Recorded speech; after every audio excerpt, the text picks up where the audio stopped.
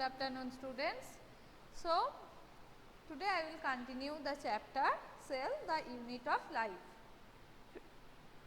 I hope all of you have understood the different functions and the different structures of different type of cell organelles which I have discussed in my previous class, and today I will discuss the other cell organelles like mitochondria, plastid, nucleus. Okay, so today I will start with the mitochondria.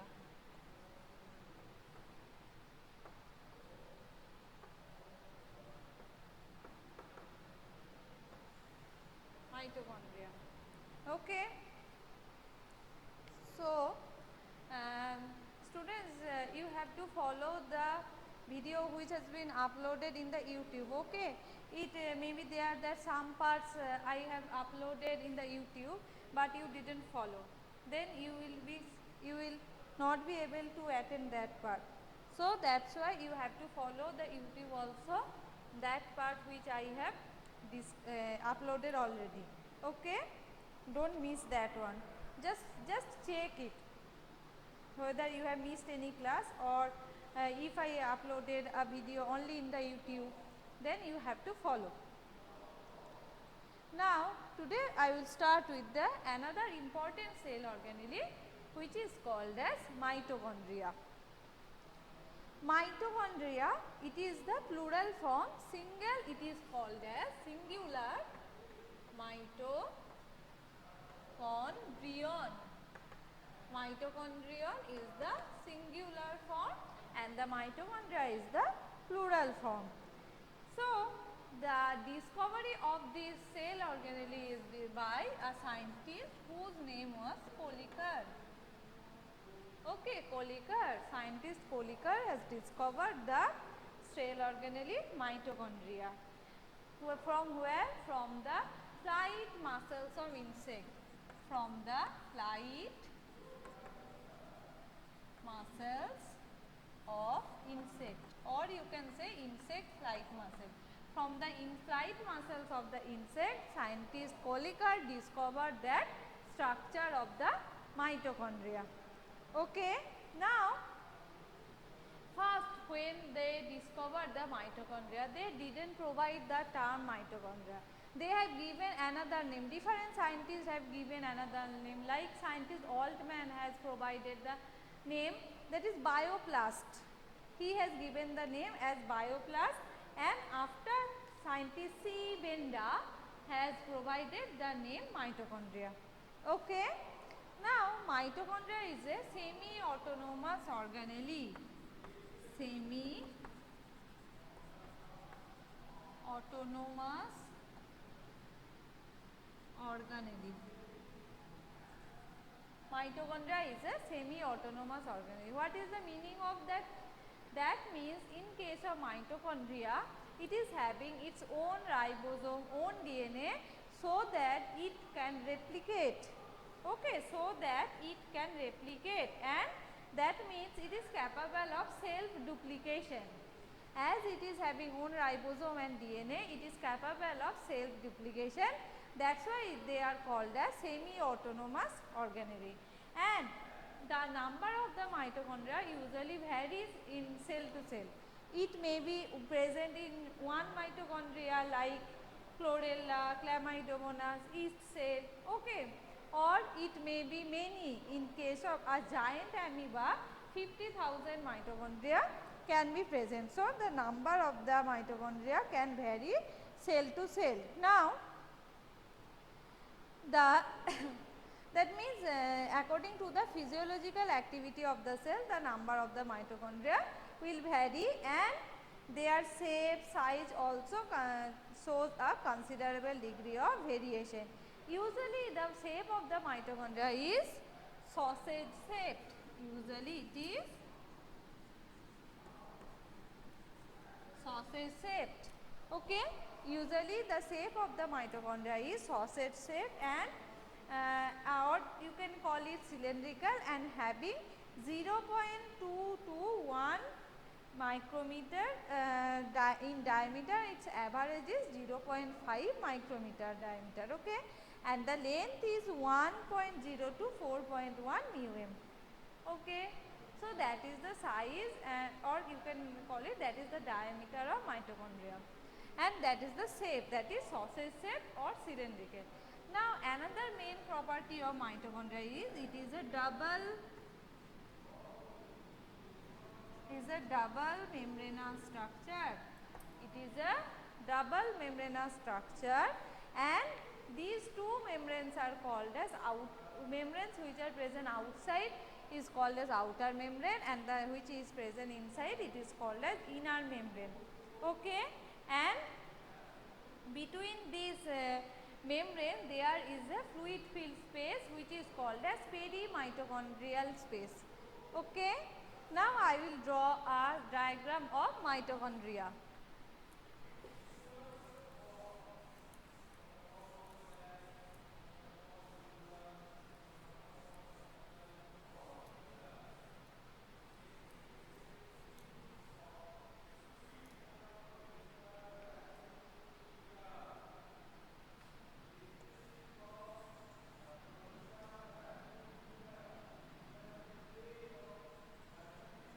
Okay, so that is the overall structure of the mitochondria.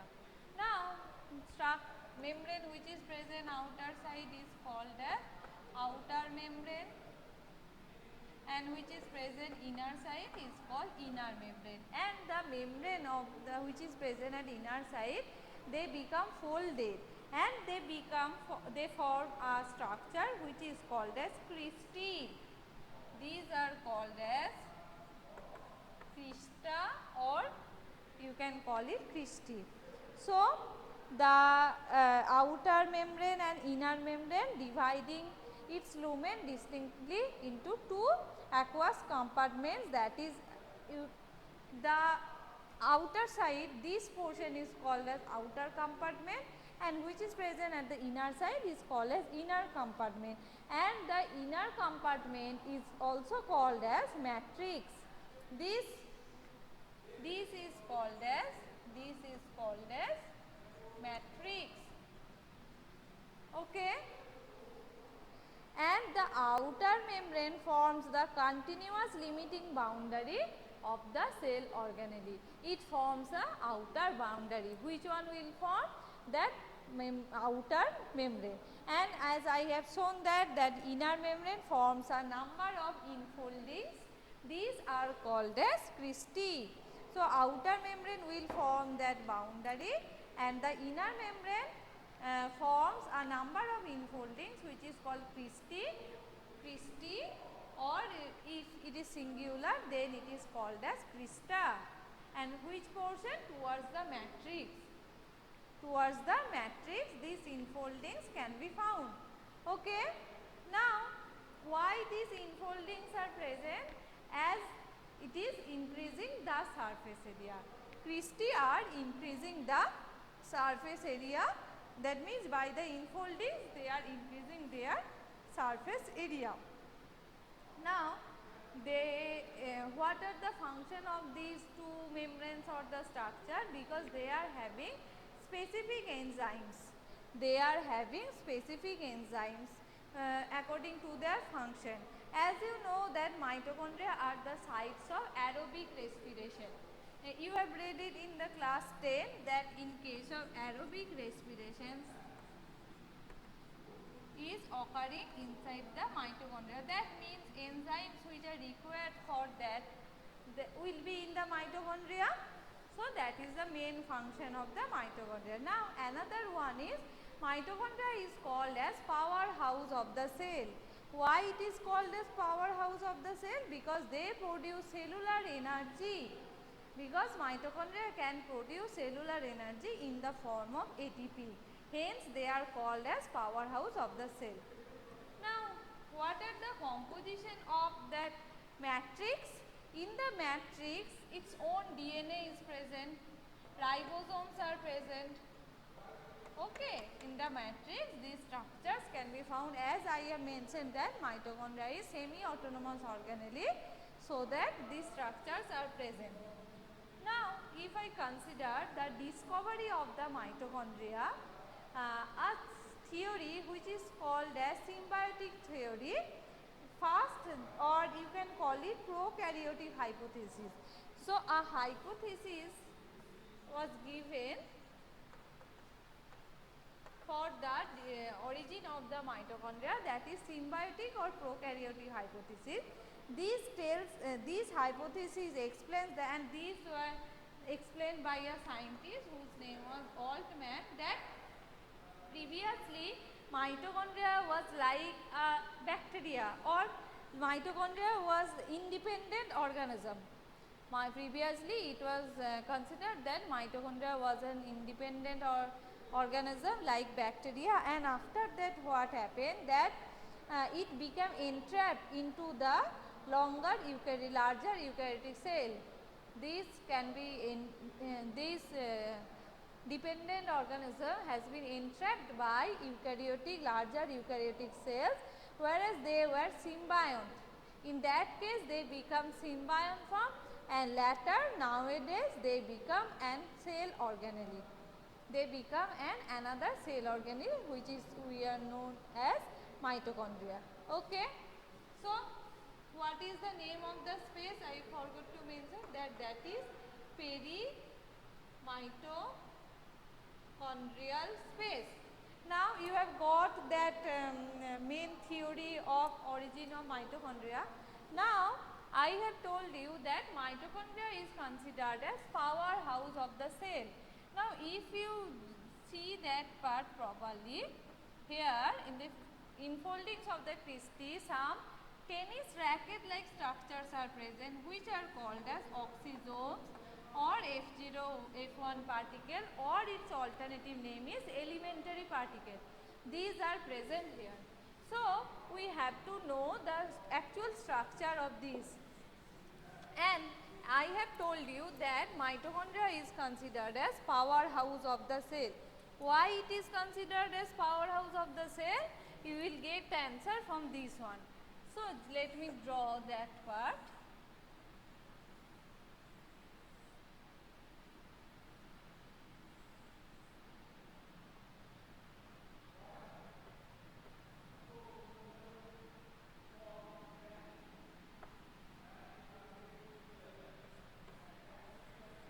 So, that is the outer membrane. This one is the inner membrane. And that one is the matrix portion. I have just enlarged one part of the mitochondria to show you the F0, F1 particle. And these are the oxysomes, or we can call it F0, F1 particle, or we can call it elementary particle. Okay. Now, this is the outer membrane, this one is the inner membrane, this is the F0, F1 particle, and it is having three main parts. What are they? This part is known as base, middle part is known as top, and the outer part is known as head. Okay, these are the main three parts of F0, F1 particle. Now, here some protein channels are present which are forming a structure which is called as electron transport chain. When you will read that respiration part, that time I will discuss the ETC in detail. So, a electron transport chain is present which will help to transfer the electron, and with that a pair of protons will be inserted into that space. Pair of protons will be inserted that space. So, the concentration of protons will be high. So, their energy will be high, and with the help of that energy, what will happen? ADP and Pi will be attached and they will form ATP. And as you know that ATP is the energy source, so that is how energy can be produced.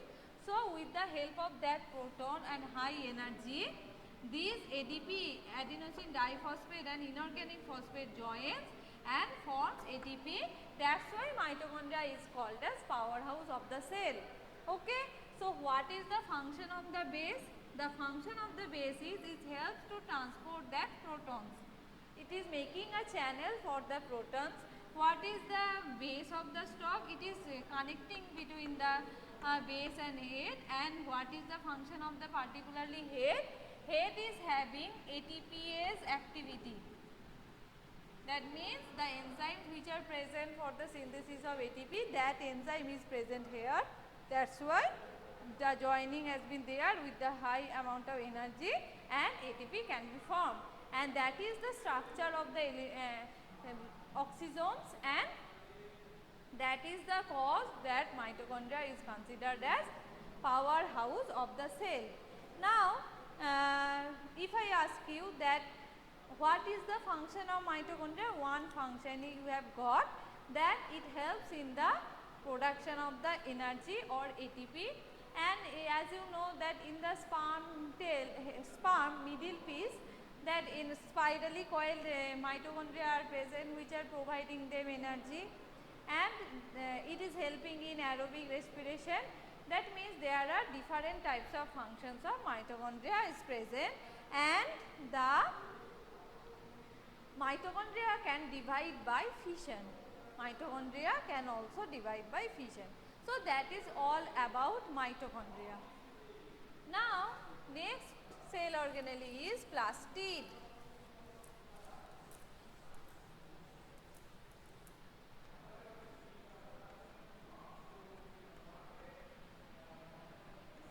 Next cell organelle is plastid. There are many common things between the mitochondria and plastids because both are considered as semi-autonomous organelle. Both mitochondria and plastids are considered as semi-autonomous organelle because in case of plastid, they are also having the structures like ribosome, DNA, so that they are having the power of self-duplication. That's why mitochondria is also called semi-autonomous organelle. Now, plastid are also called semi-autonomous organelle.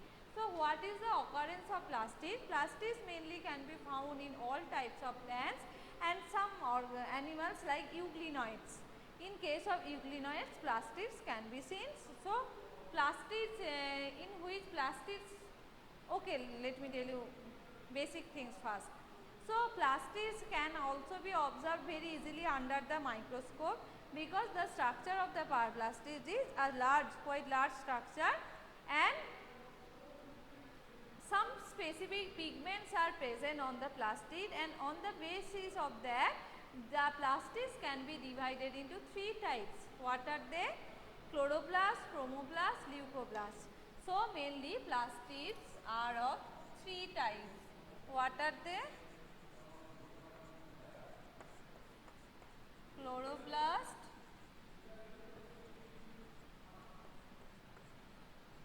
chromoplast,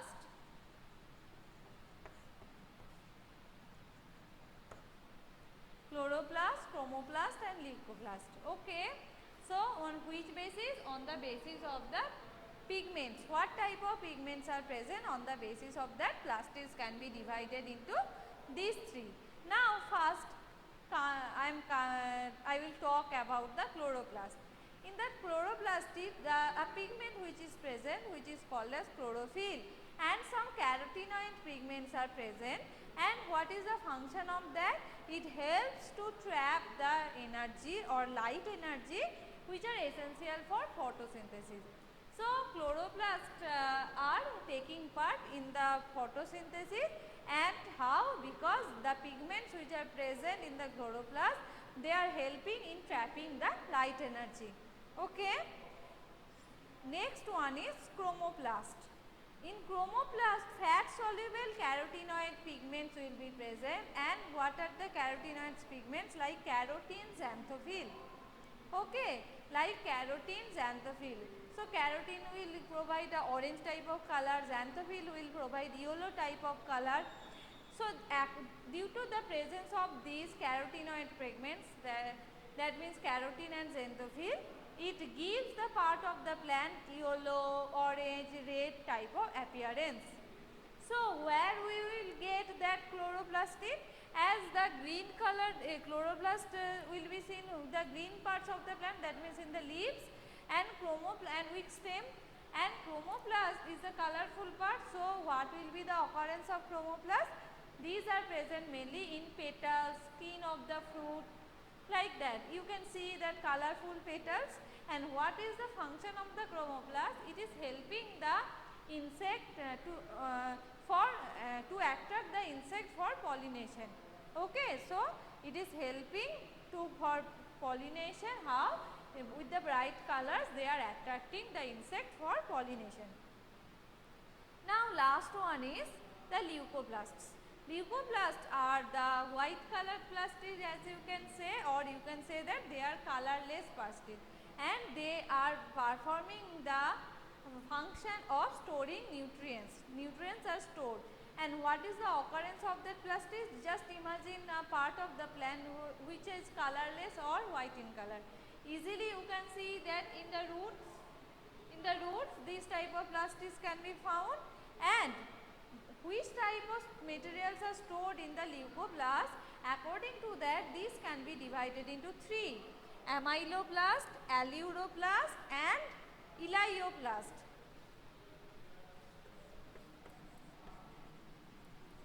Amyloplast,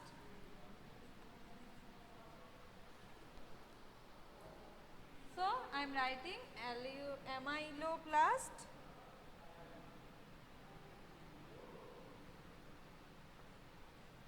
aleuroplast and elaioplast. Okay, so in these three types of leucoplastids can be found. So what is the function of the amyloplast? So these type of plastids help in the storage of carbohydrate. These type of plastids can be found in storing the protein, and if leucoplast is storing fat or oils, it is called as elaioplast. So amyloplast is for storing carbohydrate, aleuroplast is for storing protein, and elaioplast is for storing lipid or fat. Clear? So in case of amyloplast, what will be the example? Potato. In the potato we can see that the storage part is leucoplast, and as it is white in color, and it is particularly amyloplast. In some cereals and pulses we can find aleuroplast, and elaioplast we can found in castor seed, like that, where oils can be found. So these are the different types of plastid. Now we have to know the structure of the plastid. So the structure, the sectional view of plastid is already given in your book. You can follow this diagram in your book. So first we know that it is a double membranous structure. So I have drawn a double membrane. Next I will draw these type of structures.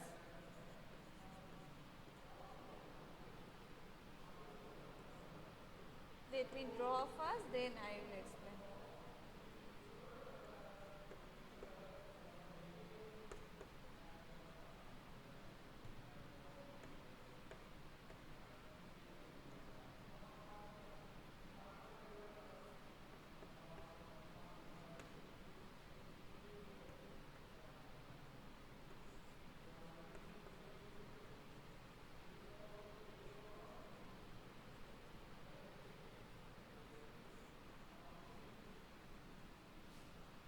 Okay, so these are the different parts of the plastid. Now, first one is that majority, we are discussing about the chloroplast, because majority of the plastid are chloroplast. And what is the position? It can be found in the mesophyll cells of the leaves. In the mesophyll cells of the leaves, chloroplasts can be found. Okay. Now, what is the shape? It may be oval, spherical, discoidal, and even ribbon-like. As you have seen in that Spirogyra, they are having chloroplast, but their shape is ribbon-like. So the shape of the chloroplast may be of different types. Okay. And what is the length? It is 5 to 10 millimeter and width is 2.2 to 4 millimeter. And their number also varies. It may be 1 per cell of the Chlamydomonas and 20 to 40 per cell in the Brazophil. Like that, they are having different numbers in different type of organism.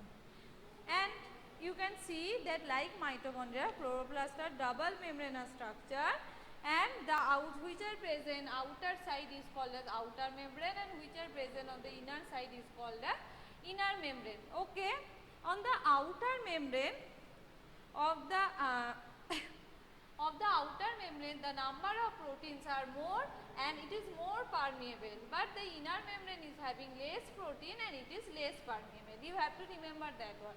The outer membrane is having more protein and it is more permeable, and the inner membrane is having less protein and it is less permeable. Okay, and the space between these two membrane is called as periplastidial space, and the space between the two membrane is called as periplastidial space. Now the space, now you have seen that some structures I have written. First one I will talk about the stroma. The space limited by the inner membrane of the chlorophyll, you can see that the space which is limited by the inner membrane, that is the inner membrane. So inside the inner membrane there is a space. This space is called stroma. This space is called stroma. It is homogeneous or colorless gel-like substance. Okay. Now that a number of organized flattened membranous sacs, some flattened membranous sacs or disc-like structures can be found, which is called as thylakoid, and these are present inside the stroma. And you can see that thylakoids are stacked one by one, and they are forming a pillar-like structure, and this is called as grana. These piles of coins are called as grana, or in singular you can call it granum. Singular it is called as granum. Okay. Now another thing you can see that these type of connections are present which are labeled as stroma lamellae, which are called as stroma lamellae. So that means stroma lamellae connecting the thylakoids of different grana. So that one is a grana, that one is a grana, that one is a grana. These are the thylakoids. So what is the function of stroma lamellae? It will connect the different thylakoids of different grana. As you can see, that is the function of stroma lamellae. Okay. Now the stroma of the chloroplast contains enzymes required for the synthesis of carbohydrates and protein. In that stroma part, some enzymes are present which are helping in the synthesis of carbohydrates and proteins. And it also contains, as I have mentioned, that it is semi-autonomous, that DNA molecule ribosomes will be inside the matrix or stroma of the chloroplast, and the chlorophyll pigments are present on the thylakoids. And the chlorophyll pigments, as I have mentioned that some pigments are present, so these chlorophyll pigments are present on the thylakoids which are helping in photosynthesis. Main function of the chloroplast are that they are performing photosynthesis, and as you know that photosynthesis is having two phases, dark phase and light phase and dark phase. So one phase is occurring in the membrane and another phase is occurring inside the stroma. So that is the main function of chloroplast, and that is the structure of the chloroplast. So with that we are completing the chloroplast part. In my next class I will start with different other organisms. Up to this portion, do you have any question from this portion?